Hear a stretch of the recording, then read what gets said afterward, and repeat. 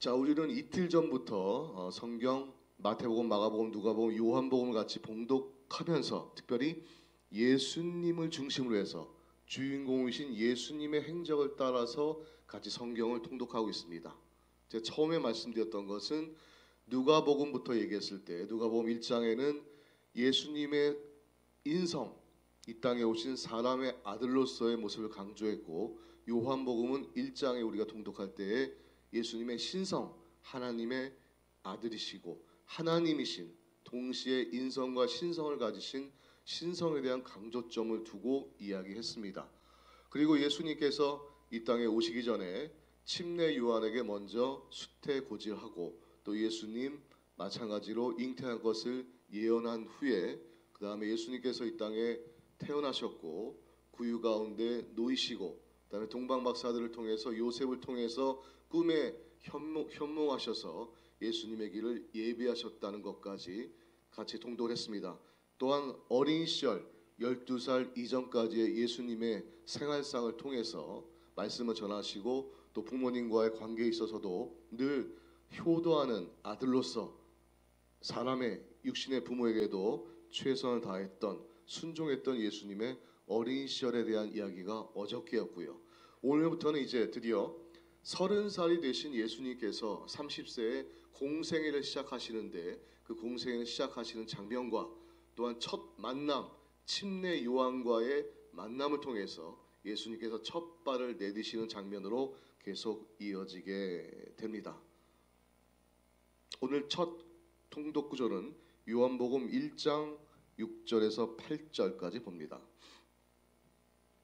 요한복음 1장 우리가 1절에서 5절까지는 봉독했고요. 9절부터 계속 봉독을 했습니다. 6절부터 7절까지 봉독 못한 부분을 봉독하고 지나갑니다. 요한복음 1장 6절부터 8절까지 봉독합니다. 하나님께로부터 보내심을 받은 사람이 있으니 그의 이름은 요한이라.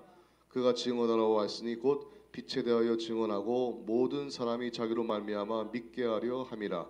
그는 이 빛이 아니요 이 빛에 대하여 증언하여 온 자라라고 침례 요한에 대한 소개를 먼저 하고 있습니다. 15절부터 34절까지 봅니다. 요한복음 1장 15절부터 34절까지 같이 봉독합니다. 요한이 그에 대하여 증언하여 외쳐 이르되 내가 전에 말하기를 내 뒤에 오시는 이가 나보다 앞선 것은 나보다 먼저 계심이라 한 것이 이 사람을 가리킴이라 하니라. 우리가 다 그의 충만한 데서 받으니 은혜 위에 은혜로나 율법은 모세로 말미암아 주어진 것이요 은혜와 진리는 예수 그리스도로 말미암아 온 것이라. 본래 하나님을 본 사람이 없으되 아버지 품속에 있는 독생하신 하나님이 나타내셨느니라. 유대인들이 예루살렘에서 제사장들과 레위인들을 요한에게 보내어 내가 누구냐 물을 때에 요한의 증언이 이러하니라.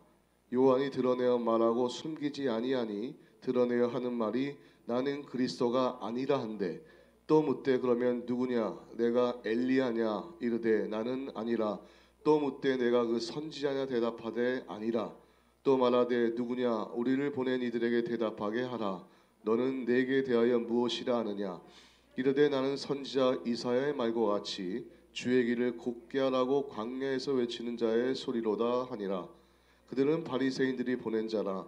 또 물어 이르되 내가 만일 그리스도도 아니요 엘리야도 아니요 그 선지자도 아닐진데 어찌하여 침례를 베푸느냐.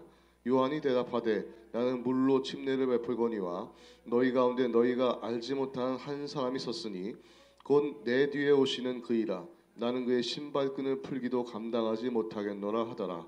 이 일은 요한이 침례 베풀던 곳 요단강 건너편 베다니에서 일어난 일이니라. 이튿날 요한이 예수께서 자기에게 나아오심을 보고 이르되 보라 세상 죄를 지고 가는 하나님의 어린 양이로다.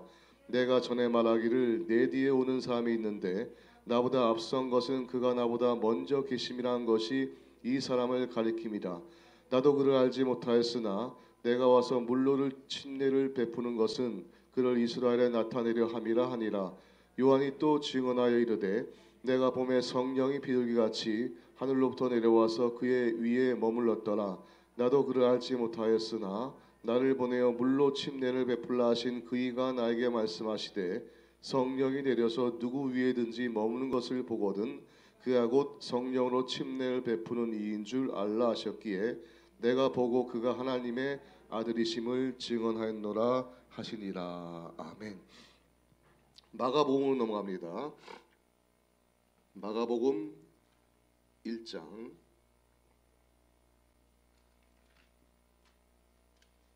마태복음을 먼저 갑니다. 마태복음 3장.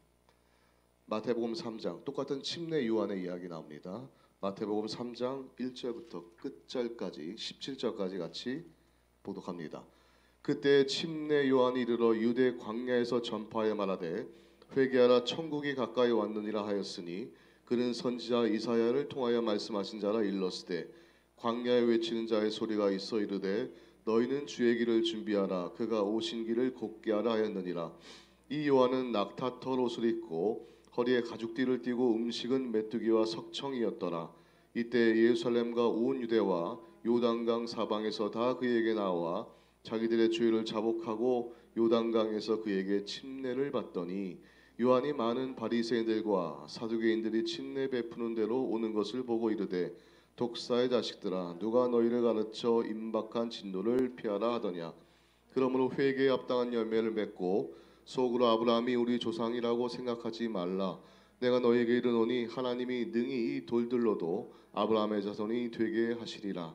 이미 도끼가 나무 뿌리에 놓였으니 좋은 열매를 맺지 아니하는 나무마다 찍혀 불에 던져지리라. 나는 너희로 회개하게 하기 위하여 물로 침례를 베풀거니와 내 뒤에 오시는 이는 나보다 능력이 많으시니 나는 그의 신을 들기도 감당하지 못하겠노라. 그는 성령과 불로 너희에게 침례를 베푸실 것이요 손에 키를 들고 자기의 타작마당을 정하게 하사 알곡은 모아 곡간에 들이고 쭉정이는 꺼지지 않는 불에 태우시리라. 이때 예수께서 갈릴리로부터 요단강에 이르러 요한에게 침례를 받으려 하시니 요한이 말려 이르되 내가 당신에게서 침례를 받아야 할 터인데 당신이 내게로 오시나이까. 예수께서 대답하여 이르시되 이제 허락하라. 우리가 이와 같이 하여 모든 의를 이루는 것이 합당하니라 하시니 이에 요한이 허락하는지라.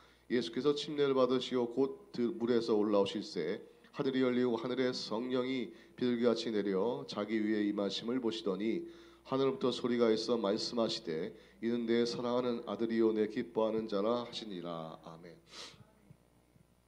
장로교단에서는 이제 세례라는 표현을 쓰고 침례교단과 우리 오순절 계통에서는 침례라는 말을 씁니다.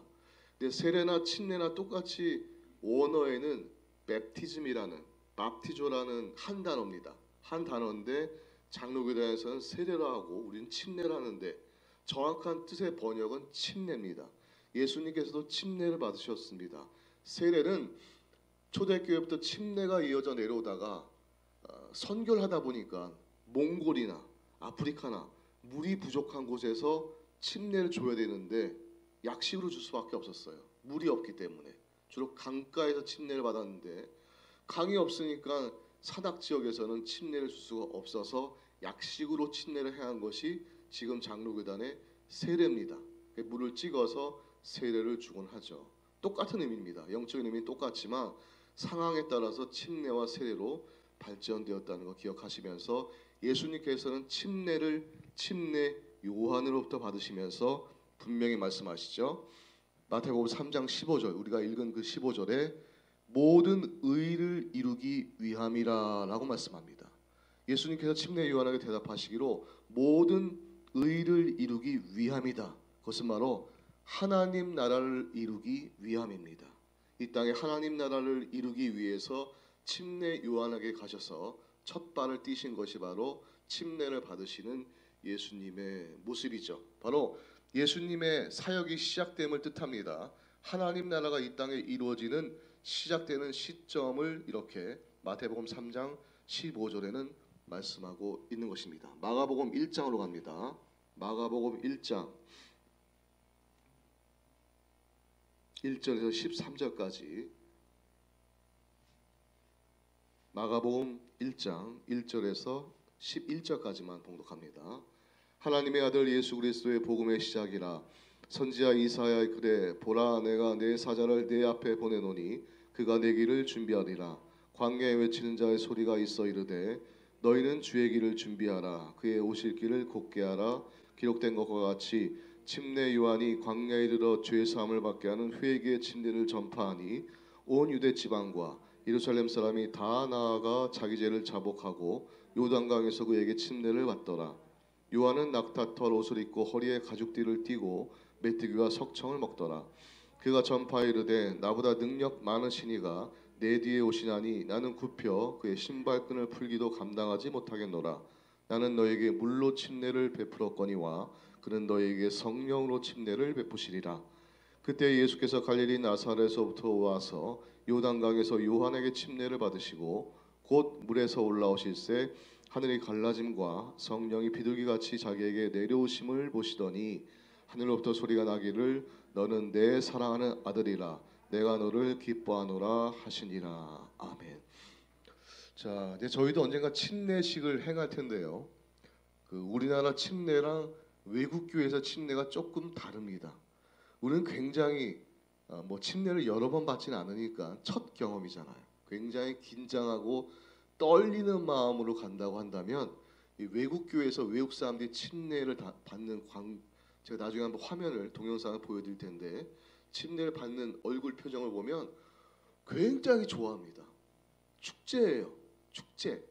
마치 정말 내가 진짜 다시 태어나는 것 같은 기분으로 물에서 올라올 때 표정을 보면 우리는 막 찡그립니다. 막 눈에도 귀에도 물이 들어가니까 약간 순간 찡그리면서 일어나는데 이 외국인들 보면은 정말 너무 기뻐하는 모습, 얼굴이 환하게 웃는 모습으로 침례탕에서 이렇게 일어나는 모습을 보게 됩니다. 침례는 정말 중요한 우리 신앙의 첫 출발이라고 볼 수 있습니다. 근데 우리 오순절 순복음계통에서는 이 물 침례와 더불어서 성령 침례를 강조합니다. 성령 세례라고도 하고 성령 침례라고도 하고 지금 마가복음 1장에 나와 있는 그대로 불로 세례를 주시는 불로 침례를 주시는 성령의 침례를 주시는 그 예수님, 우리가 예수님을 믿고 침례를 받고 성령으로 침례, 성령으로 세례를 받으면 가장 외적인 첫 번째 증거가 나타나는 것이 바로 방언입니다. 방언, 눈으로 보고 귀로 들을 수 있는 증거가 방언이요, 내적인 증거는 전도에 대한 열정입니다. 그러므로 두 개가 다 있어야만 합니다. 우리가 성령 침례를 받고 성령 충만한 그리스도인으로 순복음 교인으로 살아간다고 한다면 첫 번째는 눈에 보이는 표적 방언이 있어야 되고 두 번째는 내적으로 맺혀지는 전도에 대한 열정이 있어야 돼요. 목사님, 저는 방언은 열심히 하는데 전도를 못해요. 말이 안 된다는 거죠. 전 전도를 열심히 하는데 방언을 못해요. 이것도 안 되는 겁니다.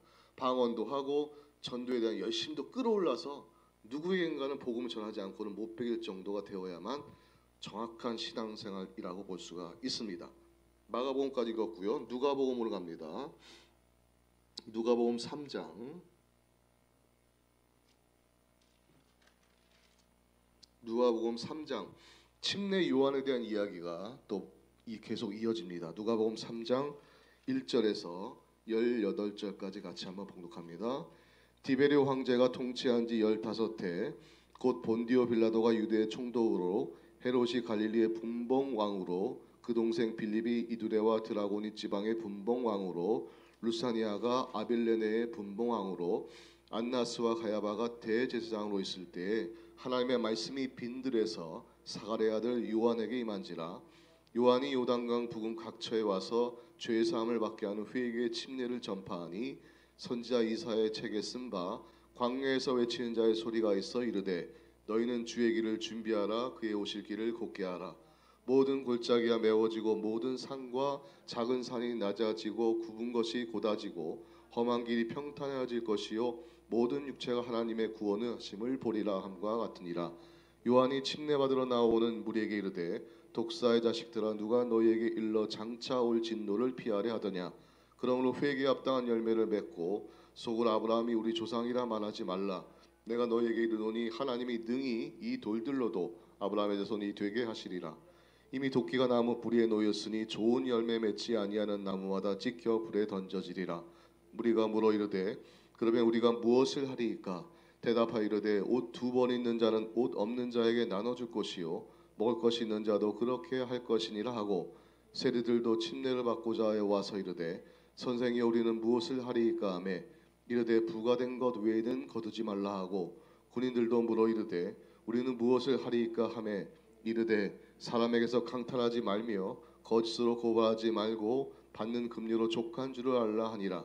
백성들이 바라고 기다림으로 모든 사람들이 요한을 혹 그리스도신가 심중에 생각하니 요한이 모든 사람에게 대답하여 이르되 나는 물로 너희에게 침례를 베풀거니와 나보다 능력이 많으신 이가 오시나니 나는 그의 신발끈을 풀기도 감당하지 못하겠노라.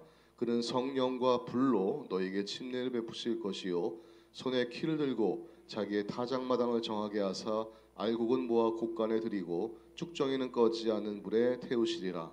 또 그 밖에 여러 가지로 권하여 백성에게 좋은 소식을 전하였으나. 다음에 21절부터 22절까지 21절부터 22절까지 두 절만 봉독합니다. 백성이 다 침례를 받을새 예수도 침례를 받으시고 기도하실 때 하늘이 열리며 성령이 비둘기 같은 형체로 그 위에 강림하시더니 하늘로부터 소리가 나기를 너는 내 사랑하는 아들이라 내가 너를 기뻐하노라 하시니라. 아멘. 이렇게 함으로 이제 예수님께서 침례를 받으신 장면까지 사복음서에 이렇게 흩어져 있던 것들을 모아서 같이 통독을 해보았습니다. 아까 제가 강조한 대로 마태복음 3장 15절에 예수님께서 침례 요한에게 굳이 침례를 받으신 것은 바로 모든 의를 이루기 위함이었고 하나님 나라를 이루기 위함이었다라는 것을 기억하시면서 이번에는 그렇게 침례 후에 받으신 후에 예수님께서 사역을 시작하시기 전에 먼저 당하시는 것이 바로 이 마귀의 시험, 사탄으로부터의 시험을 통과하시는 장면이 나옵니다.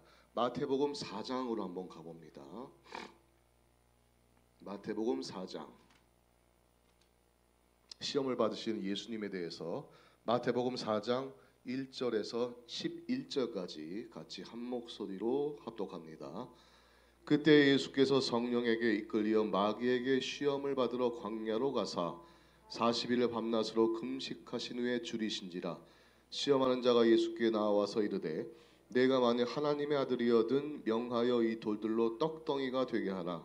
예수께서 대답하여 이르시되 기록되었으되 사람이 떡으로만 살 것이 아니요 하나님의 입으로부터 나오는 모든 말씀으로 살 것이라 하였느니라 하시니 이에 마귀가 예수를 거룩한 성으로 데려다가 성전 꼭대기에 세우고 이르되 내가 만일 하나님의 아들이거든 뛰어내리라 기록되었으되 그가 너를 위하여 그의 사자들을 명하시리니 그들이 손으로 너를 받들어 발이 돌에 부딪히지 않게 하리로다 하였느니라. 예수께서 이르시되 또 기록되었으되 주 너의 하나님을 시험하지 말라 하였느니라 하시니 마귀가 곧 그를 데리고 지극히 높은 산으로 가서 천하 만국과 그 영광을 보여 이르되 만일 내게 엎드려 경배하면 이 모든 것을 내게 주리라. 이에 예수께서 말씀하시되 사탄아 물러가라 기록하였으되 주 너의 하나님께 경배하고 다만 그를 섬기라 하였느니라. 이에 마귀는 예수를 떠나고 천사들이 나와서 수종드니라. 아멘. 자, 예수님께서 시험을 당하시는 장면입니다. 저희 얼굴 잠깐 보실까요? 저희 얼굴 잠깐 보시면 화면에 클로즈업이 안 됐네요. 그 성경에는 시험이란 단어가 두 가지가 나오는데 오늘 이 장면에서 예수님 받으시는 시험은 템프테이션이라는 단어입니다. 템프테이션 다섯 음절이죠. 하나님께서 시험하는 것은 테스트라고 합니다. 테스트 세 음절입니다. 창세기 22장에 아브라함을 시험하실 때 쓰였던 단어가 테스트. 우리가 시험 볼 때 테스트 한다고 하죠. 면접 볼 때 테스트 한다고 합니다. 이 테스트는 하나님께서 우리를 잘 되게 하시기 위해서 주시는 시험이에요. 이 시험은 통과해야만 합니다. 근데 마귀가 주는 템프테이션, 이 유혹이라고 번역되는 이 시험은 글자 음절 그대로 길어요. 우리가 착각하는 것 중에 하나가 우리가 살아가면서 신앙생활 가운데 우리에게 다가오는 고통과 아픔과 시련과 문제점들은 굉장히 길게만 느껴집니다. 반면에 우리가 교회에 오게 되는 주일 예배, 수요 예배, 새벽 기도회, 금요 철야 등등 보면은 하나님께서 주시는 우리에게 주시는 은혜는 굉장히 금방 지나가는 것처럼 느끼기 쉽습니다. 그러나 하나님께서 주시는 테스트보다 마귀가 주시는 이 템프테이션이 더 긴 것이 아니라 우리가 느끼기에 이렇게 느끼는 것뿐이에요. 차라리 어제나 오늘이나 영원토록 동일하신 하나님께서는 우리에게 은혜를 더 길게 주십니다. 우리가 한 3년 넘게 이 코로나로 고통받는데 지금 우리가 느끼는 감정은 평생 고통받고 있는 느낌이야. 그죠? 늘 우리가 코로나 때문에 고통받고 있는 것 같아. 근데 지나가 보면 우리가 살아온 50년, 60년, 70년, 80년 생활 동안 그 기간 동안을 따지고 보면 이 3년은 짧은 시간입니다. 어렵지 않은 시간이에요. 근데 우리가 지금 그 고통을 받고 있기 때문에 긴 것처럼 착각하게 되는 것입니다. 이럴 때일수록 우리가 하나님의 은혜를 붙드시기를 부탁을 드립니다. 주의 은혜를 붙들게 되면 그 은혜가 더 길게 깊게 경험케 되는 것입니다. 오늘 마태복음 4장에서 똑같이 예수님께서는 시험을 받으시죠. 마가복음 1장에 가봅니다. 마가복음 1장.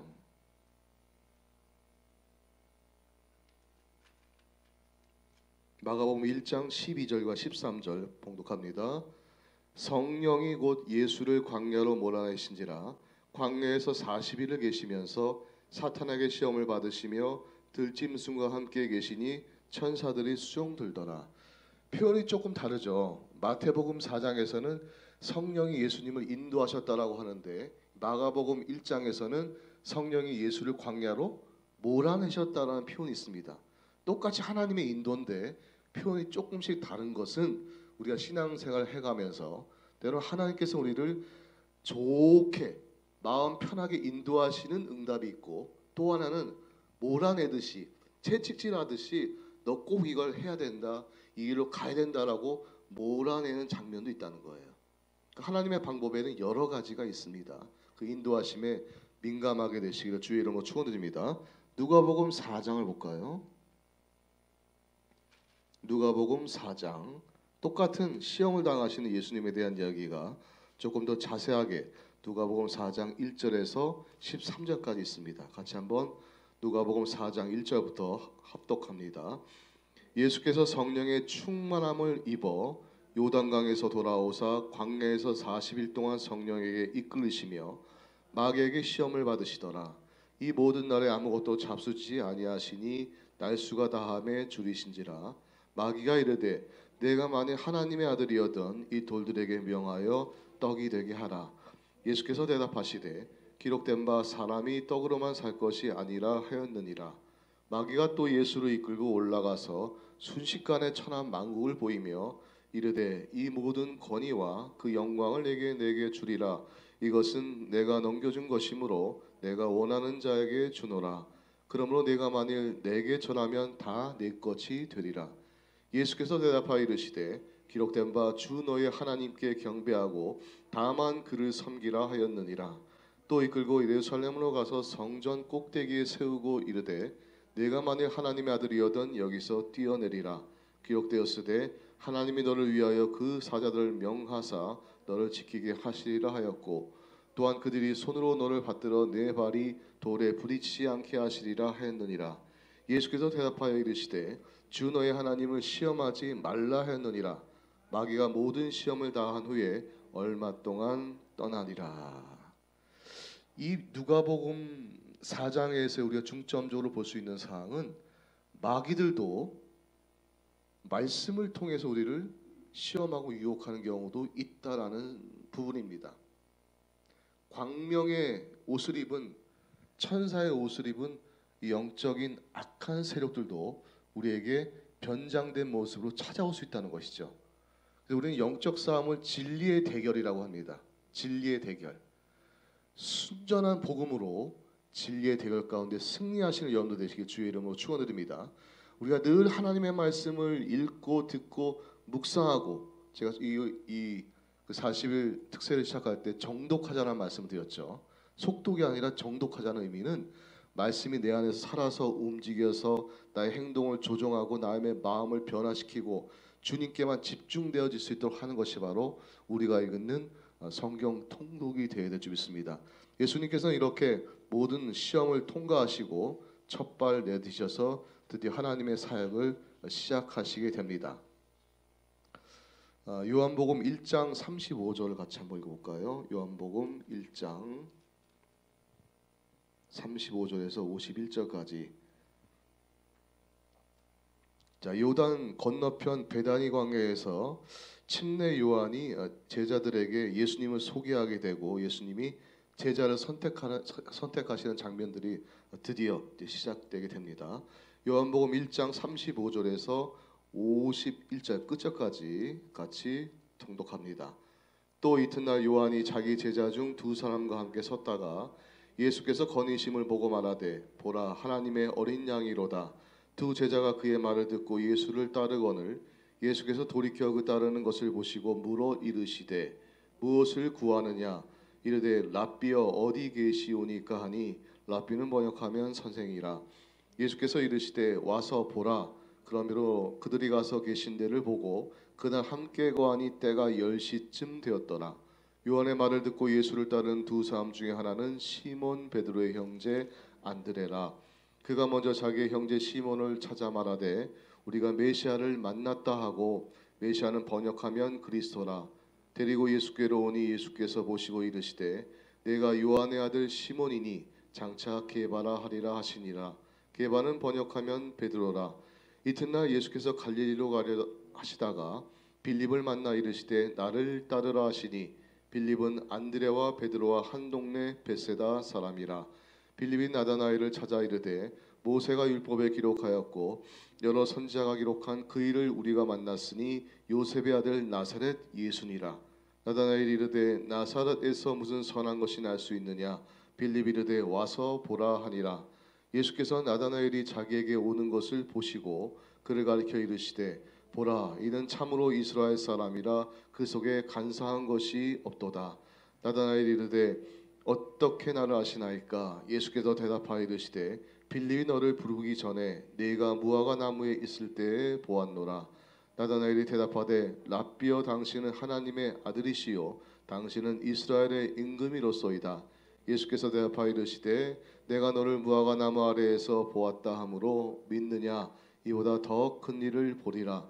또 이르시되 진실로 진실로 너에게 이르노니 하늘이 열리고 하나님의 사자들이 인자 위에 오르락내리락 하는 것을 보리라 하시니라. 아멘.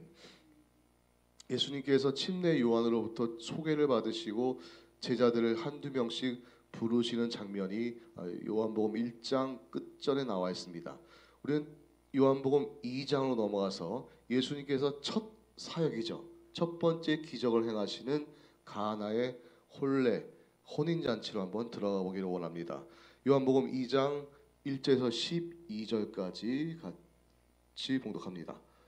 사흘째 되던 날 갈릴리 가나에 혼례가 있어 예수의 어머니도 거기 계시고 예수와 그 제자들도 혼례 청함을 받았더니 포도주가 떨어진지라.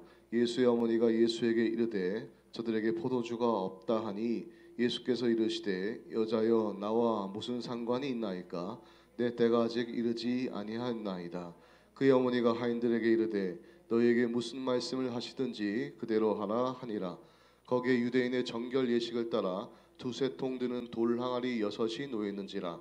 예수께서 그들에게 이르시되 항아리에 물을 채우라 하신즉 아기까지 채우니 이제는 떠서 연회장에게 갖다 주라 하시매 갖다 주었더니 연회장은 물로 된 포도주를 맛보고도 어디서 났는지 알지 못하되 물돈 하인들은 알더라. 연회장이 신랑을 불러 말하되 사람마다 먼저 좋은 포도주를 내고 취한 후에 낮은 것을 내거늘 그대는 지금까지 좋은 포도주를 두었도다 하니라. 예수께서 이 첫 표적을 갈릴리 가나에서 행하여 그의 영광을 나타내심에 제자들이 그를 믿으니라. 아멘. 첫 번째 예수님께서 사역을 가나안 혼인잔치 가운데 물이 변하여 포도주가 되는 기적을 우리에게 보여주십니다. 이 기적의 핵심은 변화입니다. 변화되어야 된다는 것이죠. 변화돼야만 칭찬도 들을 수 있고 좋은 평가도 들을 수 있고 또한 하나님 나라가 이 땅에 실현되는데 내가 주인공이 될 수가 있다는 것이죠.